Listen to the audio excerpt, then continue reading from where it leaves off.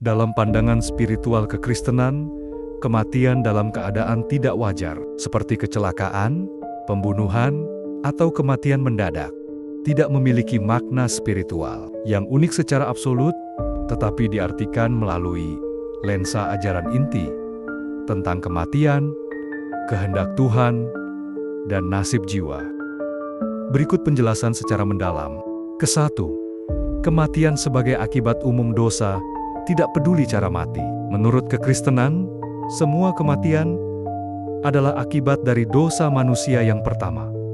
Kejadian 2 ayat 17, Roma 6 ayat 23. Bukan hanya kematian yang tidak wajar, kematian adalah pembatas hidup duniawi yang tidak dapat dihindari. Tanpa mukjizat ilahi dan cara seseorang mati tidak mengubah dasar hal ini.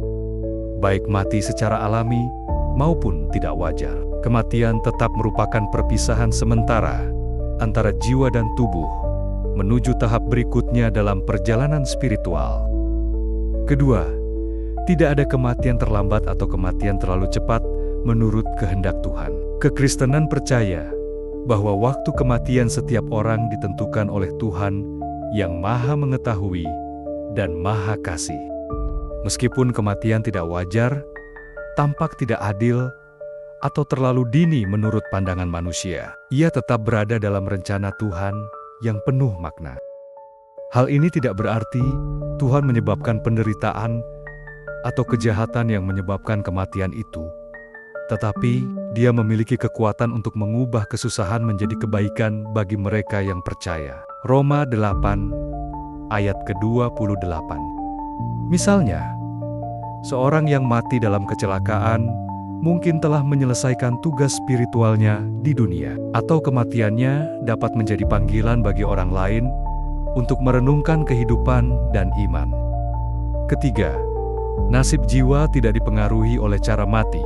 Yang menentukan nasib jiwa seseorang setelah kematian adalah keadaan hati dan iman pada saat meninggal, bukan cara kematiannya. Menurut kekristenan, setelah kematian, jiwa akan mengalami pemeriksaan rohani atau particular judgment, di mana Tuhan mengevaluasi seluruh kehidupan seseorang, kasihnya kepada Tuhan dan sesama, serta kesediaannya untuk mengikuti kehendak-Nya.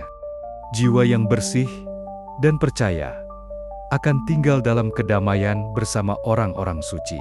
Sementara jiwa yang menolak Tuhan akan mengalami kesusahan karena terpisah dari sumber kehidupan. Kedua keadaan ini adalah sementara, menunggu hari kebangkitan tubuh dan pengadilan akhir.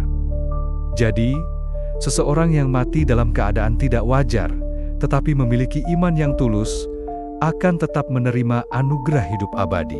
Sedangkan seseorang yang mati secara alami, tetapi tidak percaya, akan menghadapi konsekuensinya. Keempat, pengingat akan ketidakpastian hidup dan pentingnya siap siaga. Kematian tidak wajar juga berfungsi sebagai peringatan spiritual tentang ketidakpastian hidup duniawi. Ia mengajak orang untuk selalu siap siaga, hidup dengan hati yang bersih, dan menyempurnakan hubungan dengan Tuhan setiap hari, karena kita tidak pernah tahu kapan waktu kita akan tiba. Seperti yang dinyatakan Yesus dalam Matius 24 ayat 44. Oleh karena itu, bersiaplah juga kamu, karena pada hari yang tidak kamu duga, Anak Manusia akan datang. Kesimpulan, dalam pandangan kekristenan, kematian dalam keadaan tidak wajar adalah peristiwa yang menyakitkan, tetapi tidak mengubah dasar ajaran tentang kematian, kehendak Tuhan, dan nasib jiwa. Yang paling penting adalah keadaan hati dan iman seseorang pada saat meninggal, bukan cara kematiannya. Gereja memberikan penghiburan, mengingatkan pada janji kebangkitan, dan mendorong umat untuk hidup dengan penuh kesadaran akan kehadiran Tuhan.